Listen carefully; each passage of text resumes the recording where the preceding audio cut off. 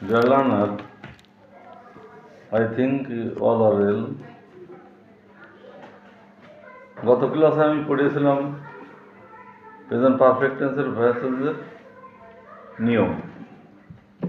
আজ শেখাবো future indefinite টেন্সের ভয়েস চেঞ্জের নিয়ম।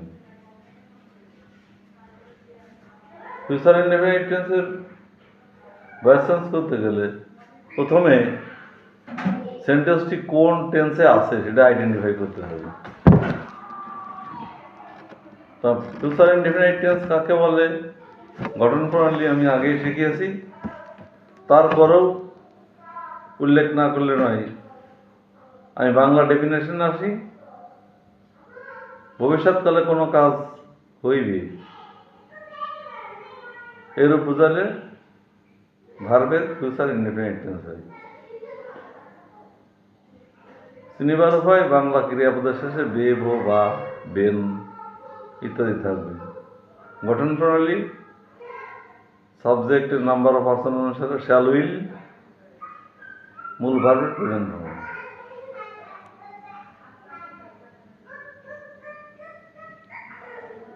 আমি কাজটি করব, I shall do the work.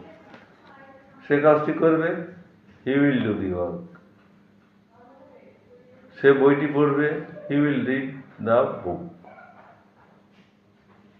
আমরা বইটি পড়ব, we shall read the book. এখানে লক্ষণীয় বিষয় ফার্স্ট পার্সনের পরে শ্যাল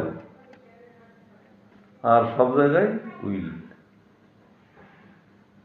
তাহলে এই স্ট্রাকচার দেখে বুঝতে হবে ফিউচার ইনডেফিনিট টেন্স। তাহলে ভয়েস চেঞ্জের রুলে আসে। এবার ভয়েস চেঞ্জের রুল একই রকম, সাবজেক্ট অবজেক্ট, অবজেক্ট সাবজেক্ট হবে। সাবজেক্টের নাম্বার অফ পার্সন অনুসারে শ্যাল বি, উইল বি, আর মূল ভার্বের পাস্ট পার্টিসিপল ফর্ম। যেমন সে বইটি পড়বে, হি উইল রিড দি বুক। তো যখন প্যাসিভ করব তখন subject object, object subject. The book will be read. Book will be read by him. I shall do the sum. আমি অঙ্কটি করব। যখন এটা একটা প্যাসিভ করব তখন কি হবে? The sum will be done by me.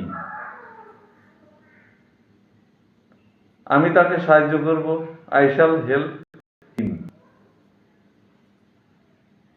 তাহলে যখন আমি তাকে অ্যাক্টিভ থেকে প্যাসিভ করব তখন he will be subject, he will be helped by me. সে আমাকে ডাকবে, হি উইল কল মি। যখন এটাকে প্যাসিভ করব তখন মিটা হবে I, I shall be called by him. এখানে শ্যাল যদি কেউ উইল দেয় তাহলে ভুল হবে না। I will be called by him, I shall be called by him. বর্তমানে শ্যালের ব্যবহারটা কম,